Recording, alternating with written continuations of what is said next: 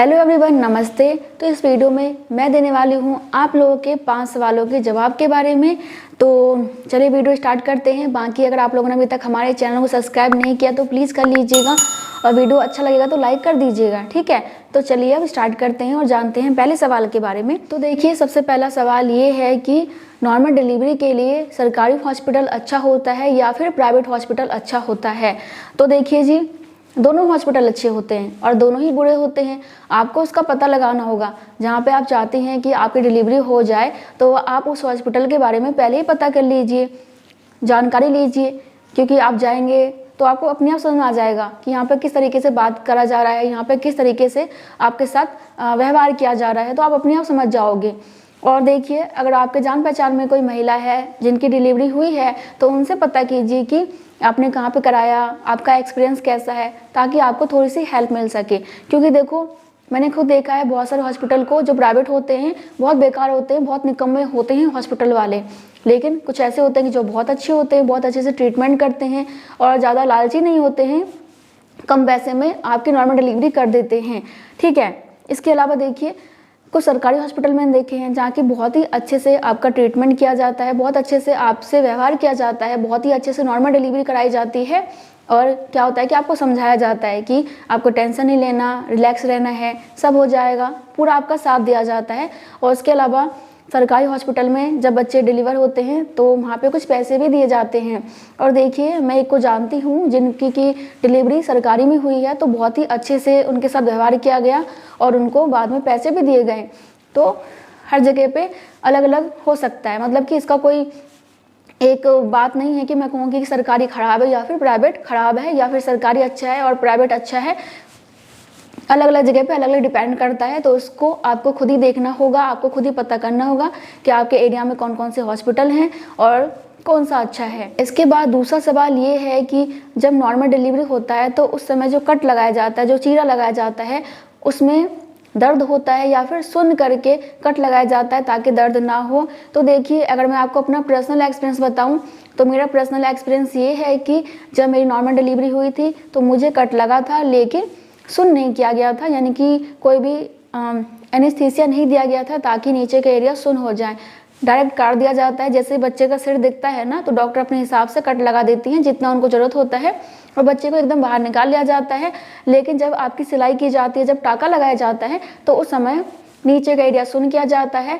और जब मेरे नीचे के एरिया को सुन किया जा रहा था तो डॉक्टर ने मुझे बता दिया था कि अब आपको एक इंजेक्शन लगाएंगे, इससे नीचे का एरिया सुन हो जाएगा, उसके बाद टाका लगाया जाएगा। मैंने कहा ठीक है मैम। तो मेरी डॉक्टर तो मुझे बता के सब कुछ कर रही थी। मतलब यही है कि आपको ऐसे ही कट लगाया जाता है और ऐसे ही बेबी को बाहर निकाला जाता है, क्योंकि देखो नीचे का एरिया सुन हो जाएगा तो आप बच्चे को बाहर कैसे निकालोगे, क्योंकि सुन होने का मतलब यही है ना कि कोई भी एक्टिविटी नहीं कर पाएंगे आप। इस वजह से ऐसे ही कट लगाया जाता है। और दर्द की बात है तो मुझे नहीं लगता कि कोई एक्स्ट्रा दर्द मुझे हुआ था, मुझे पता भी नहीं चला था कि मेरा कट लगा है। तो मैं आपको यही कहूँगी कि इस वजह से टेंशन मत लीजिए, डॉक्टर अपने हिसाब से जैसा सही लगता है करती हैं।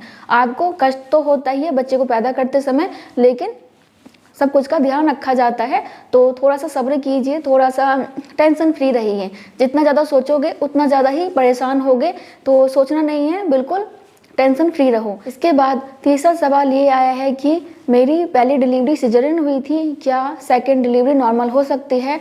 और इसी टाइप का एक महिला का सवाल आया है कि मेरी पहली डिलीवरी सिजेरियन हुई थी 6 साल पहले, और क्या अब 6 साल के बाद मेरी नॉर्मल डिलीवरी हो पाएगी।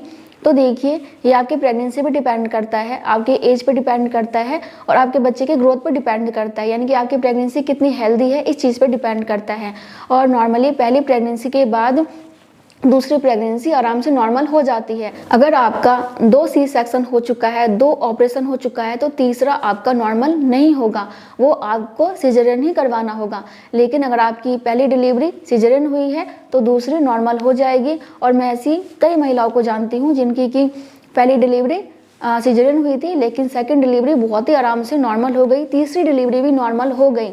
इसलिए आपको अपने खाने पीने पे ध्यान देना है और एक्टिविटी पे ध्यान देना है, टाइम पे डॉक्टर से मिलना है, टाइम पे जो भी वो सप्लीमेंट देते हैं उनको लेना है, ताकि आपकी प्रेगनेंसी हेल्दी रहे और आपको टाइम पे लेबर पेन आए और टाइम पे आपकी नॉर्मल डिलीवरी हो जाए। बाकी तो देखिए, कुछ चीज़ें आप वक्त पे छोड़ दीजिए, क्योंकि वक्त का कुछ पता नहीं कब क्या हो जाए, इसलिए आपको बस जो आप कर सकते हो उस चीज़ पे ध्यान दीजिए, ठीक है। इसके बाद चौथा सवाल ये आया है कि जिन महिलाओं को डॉक्टर ने बेड रेस्ट के लिए बोला है, क्या उनकी डिलीवरी नॉर्मल हो सकती है? तो देखिए, पहले तो आप ये देखो कि आपको डॉक्टर ने किस रीज़न की वजह से बेड रेस्ट बोला है। अगर आपको प्लेसेंटा प्रीविया की प्रॉब्लम है तो ऐसे में तो नॉर्मल डिलीवरी नहीं हो पाएगी, क्योंकि आपके बच्चेदानी के मुंह पे आपका प्लेसेंटा रखा हुआ है, बच्चे को जो बाहर आने का रास्ता होता है वो रुका हुआ है, तो नॉर्मल डिलीवरी नहीं हो पाएगी।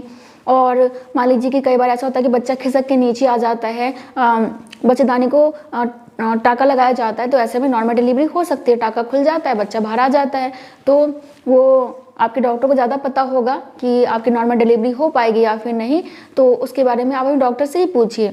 यानी कि ये अलग अलग महिलाओं में अलग अलग डिपेंड करता है कि किस वजह से आपको बेड रेस्ट दिया गया है।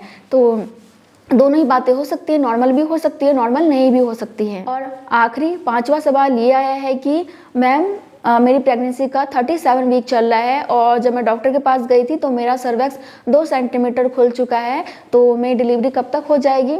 तो देखिए, मैंने कुछ दिन पहले भी वीडियो बनाया था जिसमें मैंने आप लोगों को बताया था कि सर्वेक्स महिलाओं का 1 से 2 सेंटीमीटर या फिर 3 सेंटीमीटर भी खुल जाता है, तो ऐसे में ज़रूरी नहीं है कि लेबर पेन आपको तुरंत ही आ जाए। लेकिन अगर आपका सर्वेक्स खुलना स्टार्ट हो चुका है, यानी कि थोड़ा बहुत भी खुल गया है, तो बहुत बड़ा लक्षण है, संकेत है कि आगे आपको लेबर पेन आएगा, आगे आपका सर्वेक्स खुलेगा। इसलिए आप अपनी ड्यू डेट तक वेट कीजिए, क्योंकि देखिए ये अलग अलग महिलाओं में अलग अलग होता है, कोई टाइमिंग नहीं होती है कि इसी दिन ही आपको लेबर पेन आएगा। इसलिए आपको एक डिलीवरी डेट दिया जाता है, तो उस डिलीवरी डेट तक वेट कीजिए, यानी कि 40वें सप्ताह तक वेट कीजिए। बच्चे 42वें सप्ताह तक होते हैं, तो इसमें चिंता करने की कोई बात नहीं है। हाँ, मैं मानती हूँ कि प्रेगनेंसी के 9वें महीने में बहुत सारी परेशानियाँ होती हैं, तो महिलाएं चाहती हैं कि जल्द से जल्द डिलीवरी हो जाए ताकि हमें इन परेशानियों से छुटकारा मिल सके। तो मैं यही कह सकती हूँ कि थोड़ा सा सब्र करो, इतना वेट किया आपने, थोड़ा सा और वेट कीजिए।